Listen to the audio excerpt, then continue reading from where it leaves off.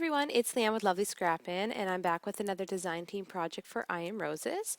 This is for November's sketch challenge, and the sketch was designed by Arlene, and it's a super fabulous sketch, you guys. I had so much fun using it to create this wonderful layout. I'm really happy how this turned out. I used the Prima Printery paper collection, and I did do a start to finish, you guys, so it's about 30 minutes long, so I have attached it to a separate video. So this is part one, and if you want to see the start to finish process of me creating this layout, then be sure to check out part two. I will post the link to part two below.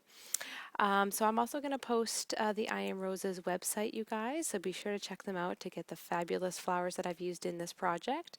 I'll also post a link to my blog, which will have the direct links to all of the I Am Roses products that I used in this layout.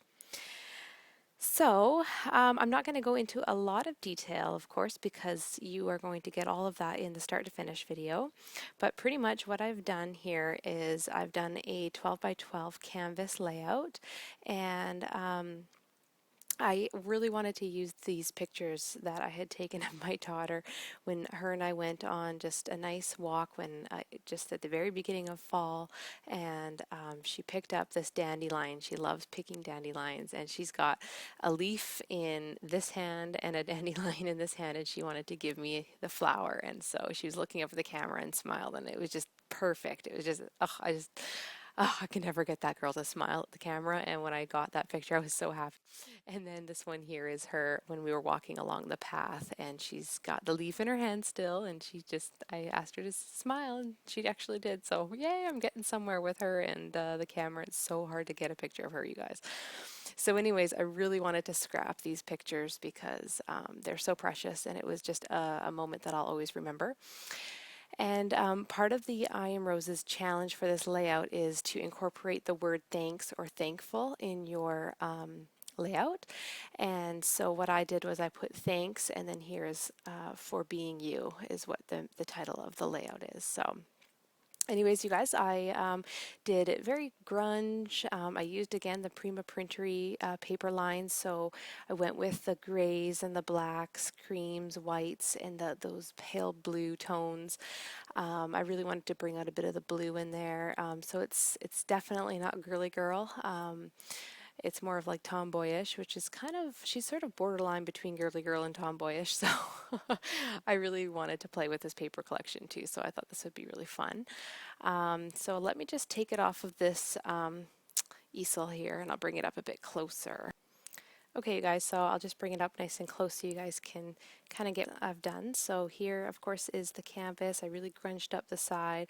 I did a lot of layering of different things, so I did spraying of the chicken wire, and I don't think you can really make it out because I ended up covering it up, but I went over with texture paste. I dripped down black orchid silver, Lindy stamp gang. I distressed with vintage photo, so lots, and even gesso in there too, so there's lots and lots of texture and layering of colors going on there. There's a bit of the chicken wire mask you can kind of see. Whoops, sorry, that lighting. There we go. I'm using my photo box setup, so I've got my lights coming through on the sides and out the top, so hopefully that'll work. Okay, so here are some flowers, of course. These ones here are from I Am Roses. This is just from the Prima Printery collection.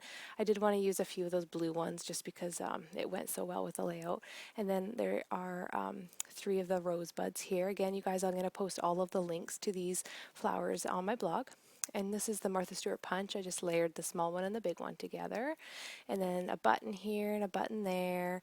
And then there's another button down here and a key that kind of comes along here. These are those super fun canvas type, they almost remind me of Scrabble letters, but on canvas. It's so cool, and I got those from Tina. Thank you so much, Tina. Oh my gosh, I was so excited, and I would definitely wanted to use them right away. So anyways, I put them on there. I sprayed them with the black orchid silver, Lindy stamp gang, and then I also went over with a little bit of gesso on some parts just to kind of bring out a bit of the white.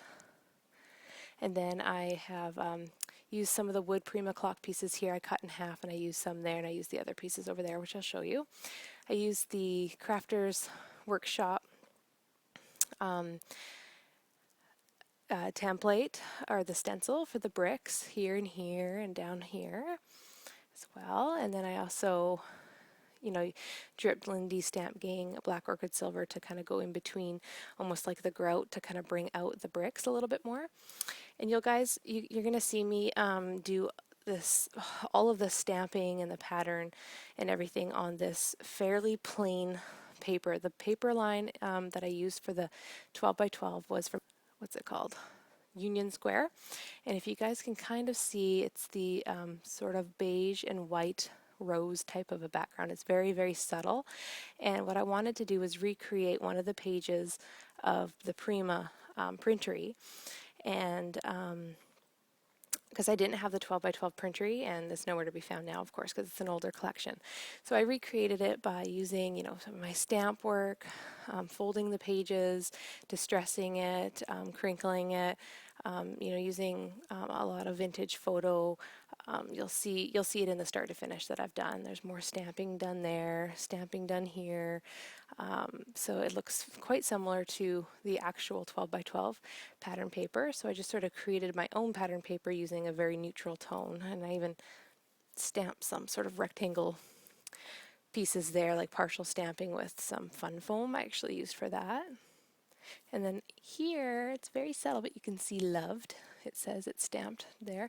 I sprayed everything with scintillating silver, Lindy Stamp Gang, afterwards. So you can sort of pick it up on the camera when I move it every now and then. You can sort of see a bit of a shimmer. So anyways, I think I pretty much covered that. Of course, I've got creepy cloth. It's a lot like the what do you call it, cheesecloth, like the white cheesecloth, but it's a wider type of a thread, and it's black, of course. So I thought that would look really cool. Oh, and I also have a clothespin here that I sprayed with cocoa bean copper, I think it was, Lindy's Stamp Gang. And I just stuck it in there. And then I did a lot of tearing, and I lined the back. All of the Prima paper was just the 6x6 pad that I used. So I used the 6x6 pad of the black paper back there. And then more of the brickwork up there. I folded this edge here and have some of the paper poking out. And then the photos, of course. This was a Prima stamp that I just put in there. And then I took a lot of the paper, fussy cut some of the paper out and just sort of grunged it all up, crinkled it up, distressed it, and just layered a bunch of the paper there and put some more of the creepy cloth there. Oh, and here I did some faux sort of stitch work. So just with a black pen, I made some faux stitch work there, and also up here and here. And I think I did another one over here. So you can kind of see the creepy cloth sort of peeking out everywhere sort of thing. There's the other halves of those wood clock pieces. Here is an I Am Rose's butterfly that I distressed with the pumice stone distress ink, and then I put some just flat back pearls from a floral bling kind of a piece that I had, adhesive piece I got from the dollar store. This is the Tim Holtz clock key. And this here I typed up from my computer, and I actually printed it off on some cardstock that I had dyed along with some of the blue color that I had painted on here, which you'll see in the start to finish. And I just printed it off on that cardstock that I had soaked up all that extra dye on the cardstock and dried it and then ran it through the printer. And then I've got a pen nib here that says memories on it, and then a clock piece that I fussy cut. Some buttons poking out, a half a gear poking out, and then I cut this cloth that I fussy cut out, and I cut it in half and put it there.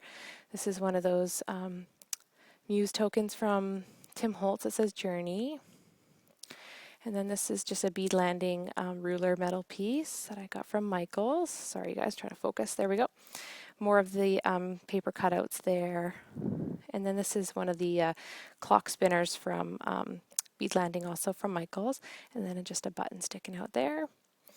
And then these are just some Prima flowers and a button there. This is from the Printery collection. So I think that is pretty much it, you guys. Let me just back out again. So anyways, you guys, that's it for the layout. I hope you like it, and please be sure to check out part 2 for the start to finish. You'll get a lot more detail on how I created it. I did do a voiceover. It's sped up, but I've done a voiceover, so I'm explaining what I'm doing. So hopefully that works for everyone and everyone enjoys it. Be sure to leave a comment. I'd love to know what you think. And don't forget to check out the I Am Roses website and the challenge blog, which will have all of the details for the challenge, for the sketch challenge. That all of those links will be posted below in the description bar, you guys, of this video. So be sure to check it out. Thanks so much for watching, you guys. Take care. Bye now.